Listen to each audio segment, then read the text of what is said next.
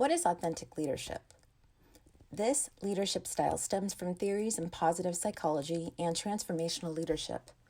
From a positive psychology perspective, authenticity essentially means that a person recognizes and owns their personal experiences and behaves in accordance with their foundational beliefs and overall self. The addition of a transformational leadership lens adds to the definition of authenticity, the caveat of bringing one's true self to the workplace, especially in leadership positions. Authenticity lies on a continuum, meaning that people are neither fully authentic nor inauthentic. Rather, people, leaders included, express varying degrees of authenticity. There are 4 core elements of authentic leadership: self-awareness, internalized moral perspective, balanced processing, and relational transparency. To examine these core elements, we'll look at Puerto Rican civil rights leader Pedro Albizu Campos. Albizu Campos was born on September 12, 1891 in Ponce, Puerto Rico. He came from a well-educated family and earned a scholarship to study chemical engineering at the University of Vermont, but transferred to Harvard in 1913.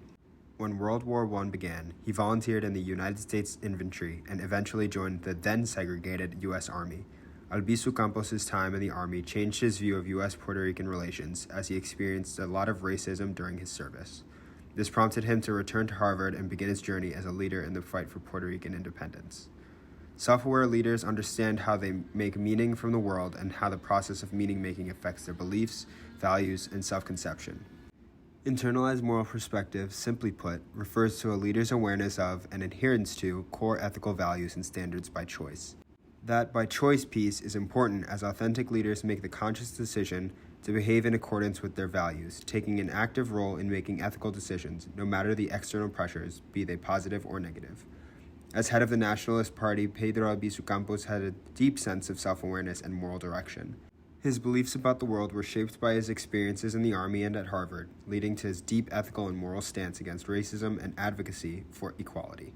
Albizu Campos was the greatest patriot in Puerto Rican history. He was a series of firsts. He was the first Puerto Rican to graduate from Harvard, first Puerto Rican to graduate from Harvard. But he didn't give the valedictorian address, did he? Even though he was valedictorian from the law school? He was valedictorian of the law school, and there was just a prevailing, and it wasn't even perceived as racism. It was just the modus operandi of the time. It was just almost considered a given that we're not going to have a person of color delivering the valedictorian speech, and so that was sort of a defining moment for him when he could see, basically how things were run. He refused all sorts of corporate sinecures and very elegant offers to open up a one-man office in Ponce.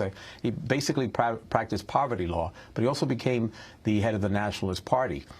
When it comes to relational transparency and balanced processing, Albizu Campos was successful in some respects and fell short in others.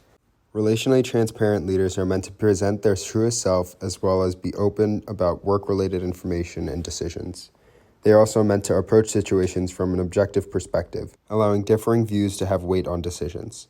Albizu Campos presented his full self and his truest convictions when addressing his followers. However, his passionate message was sometimes unclear in how he wanted his followers to approach the fight for independence, and somewhat understandably lacked objectivity in his approach. His authentic self couldn't effectively preach a unified practice. Protests could be peaceful or they could be violent. They could be coordinated or uncoordinated. A peaceful protest ended in deaths when American soldiers opened fire on marchers in Ponce, Puerto Rico in an event now known as the Ponce Massacre. Puerto Rican nationalists opened fire from the gallery of the Capitol building in D.C. in an attempt to get the attention of the U.S. government. Albizu Campos' mission is clear, but the means by which he wants to achieve his goal were not explicit, leaving the public to their own devices at times. Despite this gray area, he leveraged his authenticity and passion to engender trust and deep connections with his followers. Albizu Campos, he's like a Malcolm X in Puerto Rico for us, Reason why I'm proud to be Puerto Rican today. That's my hero. We hope nobody forgets about Albizu Campos, our father. He personified our dignity, our identity, our self-respect. And no matter what criticism anyone may have, what questions, he wasn't perfect. He was a human being.